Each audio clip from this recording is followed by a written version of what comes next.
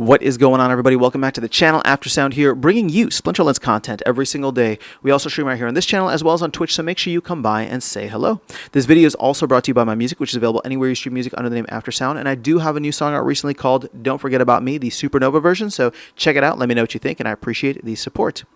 Okay, guys, let's go through a recent, it's still in draft proposal, but it is a governance proposal for SPS stakeholders about stopping the SPS and BNB pool incentives. So right now, we're giving out rewards, right? We're giving out SPS for anybody who is providing liquidity in the SPS BNB pool, and the aim here is to essentially stop that, right? Reduce SPS inflation because of the fact that we do have a decent amount of liquidity provided by the DAO. So the proposal is relatively straightforward. I want to talk more at length about LPs at the end of this, but let's just go ahead and talk through what the proposal is. So here, and I'll just read through it. So it was brought to my attention, this is Clayboyne, a few months ago that the service the Splinterlands team has been using to track account balances in the SPS BNB pool was going to start to charge for API access. We've been trying to make it work by using some makeshift solutions, but ultimately it's come down to the point that we're either going to have to start paying for access to monitor the wallets in the pool so that we can calculate rewards, or we'll need to turn them off.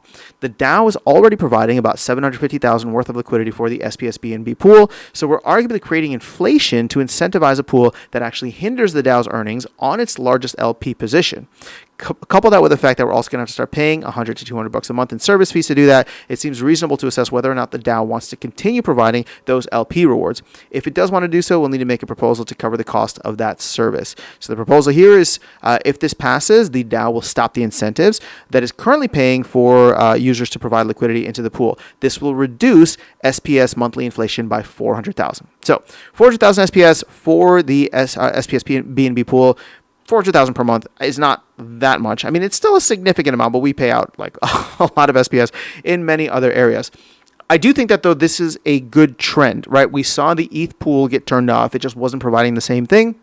And so BNB, if we're going to have to start paying for this out of the DAO, it just doesn't make sense, right? We're diluting our token, and we also are taking away rewards from the 750,000 that the DAO has there, right? It's kind of being shared. So if the DAO essentially takes over this entirely, or, you know, if the people still want to join without the incentives, that's fine too, right? There's always going to be whatever the trading fees are as part of the APR.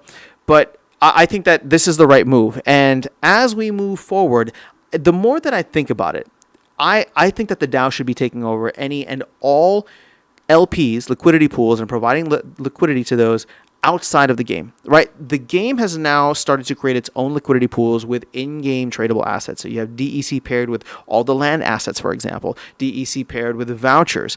I personally, right, think that we should actually take SPS DEC and bring that in-house. Stop trading that on Hive Engine, right? Because it's just so difficult for new players to come in, and it's like, okay, well, DEC is not at peg, so therefore I want to sell my SPS. Okay, I have to figure out Hive Engine, I have to figure out Tribal Dex or BSwap, whatever. I have to like do all these things, and crypto's difficult, right? So if you can bring that in-house, and then it goes from being a place where folks like you and I, right, players can provide liquidity, and it doesn't inflate SPS because it's not giving out a pool of SPS the way that it is now. But what it does is we get a fee, right? We get a portion of the returns, and DEC ends up getting burned. Like, to me, that's like a no-brainer. We should absolutely take that one in-house and make it easy, as the two main tokens for the game should have a trading pair within Splinterlands, the platform and the website, right? Which would leave the last one out there, or I guess there's two, right? Swap.hive and DEC, Swap.hive and SPS.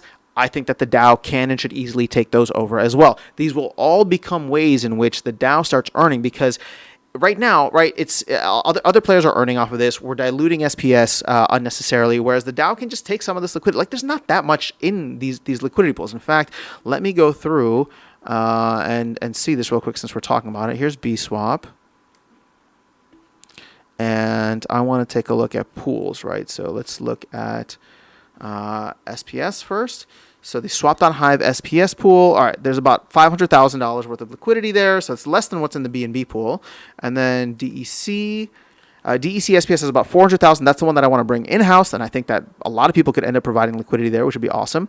And then swap.hive DEC is 172,000. So I do think that this would be within the DAO's purview, right? I think that it would be beneficial for the DAO, because then anytime people want to trade stuff outside, the DAO is benefiting from that. It's providing liquidity. It's benefiting from that. It's growing the ecosystem and really the bridges to other ecosystems. And then anything that we want to do in-game all comes in. It burns more DEC, which is in turn, like, essentially activates the flywheel rather than inflating SPS and giving all the rewards out. I really think that that is the move that we should move towards, or that's the goal that we should move towards. It seems as though, slowly and steadily we've been cutting off all of these different pools. And so my guess is that we're probably on that trend. I'm just trying to encourage it along sooner rather than later, so we can reduce all of the liquidity out there, because the DAO, thankfully, right, the DAO is now in a place where it can provide that liquidity. It doesn't need to rent liquidity from other places. We do have a lot of assets within the game. I mean, the DAO is sitting on a ton of DEC. Put that DEC to work if you want to have a swap.hive DEC pool. Fantastic. Put it to work there, right?